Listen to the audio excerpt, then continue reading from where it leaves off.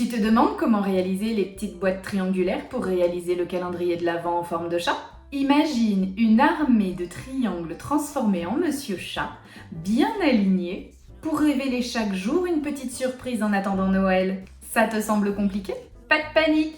Ici, on transforme le mystère mathématique en une création féline adorable. À la fin de cette vidéo, tu sauras comment réaliser des petites boîtes triangulaires rapidement et facilement avec des astuces qui vont faire ronronner ta créativité. Pour le matériel, tu auras besoin d'un massicot ou d'une planche à ranurer. Ces outils facilitent le travail, mais ils ne sont pas essentiels. Une règle et un stylet à embosser suffisent, de la colle liquide ou double face, du masking tape, le mien est noir, du ruban et des aimants si tu veux bien fermer tes boîtes. J'utilise du papier noir de 300 grammes. Tu peux descendre jusqu'à 230 grammes, mais pas plus bas. Sinon, tes boîtes seront trop molles et l'assemblage sera difficile. C'est parti pour la réalisation. Tu découpes un rectangle de 13,6 cm par 16 cm. En mettant 13,6 cm en haut du massicot ou de la planche à ranurer, tu fais un premier pli à 4,3 cm et un second à 9,3 cm. Dans l'autre sens, tu fais un pli à 5 cm, 10 cm et à 15 cm. Voilà ce que tu obtiens. Je trace au stylo blanc ce que tu dois découper. Toi, tu découpes directement. Si je trace, c'est pour que tu vois bien les endroits. J'enlève ce morceau et ce morceau. Avec les ciseaux, je découpe sur les lignes en enlevant bien le petit bourrelet formé par la ligne de pli. Ta finition sera plus jolie si tu enlèves ce petit bourrelet. Je prends mon temps pour bien découper. Voilà ce qu'il me reste, une forme de T. Sur les carrés droit et gauche, je marque le centre, 2,5 cm. Avec un stylet à embosser, je rejoins la marque que je viens de faire et l'angle de ce même carré. Ça va former la pointe du triangle. Je le fais des deux côtés. Appuie bien avec ton stylet à embosser. Le papier que j'utilise a tendance à se déchirer lorsque je le plie. Je sais pas pourquoi. Est-ce que c'est parce qu'il est très épais? Est-ce qu'il n'est pas de très bonne qualité? Je sais pas. Alors regarde comment je fais si jamais ça t'arrive.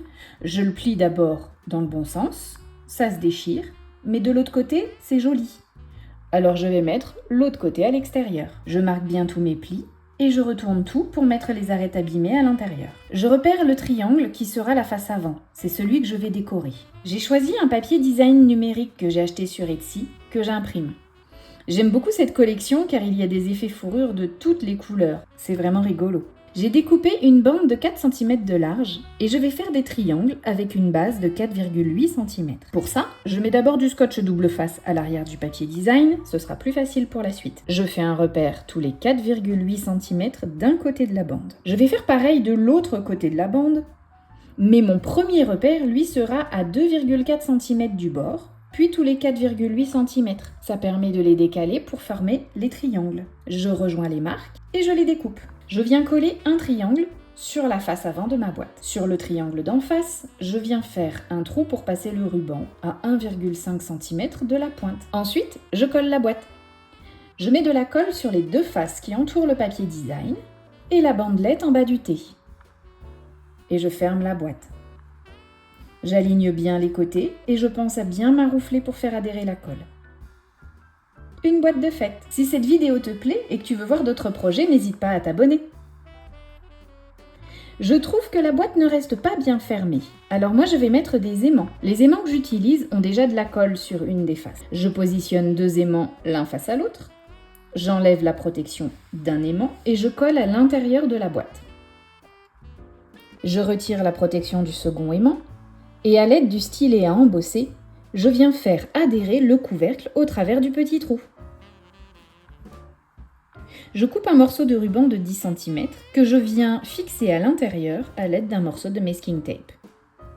Je mets d'un stylo pour garder une jolie boucle à l'extérieur. J'enlève les petits morceaux qui dépassent. Voilà une boîte de terminée. Plus que 23 à faire. En suivant le schéma d'assemblage, pour former un chat, je colle les boîtes entre elles avec du scotch double face. Je fais bien pression entre deux boîtes. Prends ton temps pour bien les aligner. Pour être sûre d'être bien droite, je prends appui sur une règle lourde.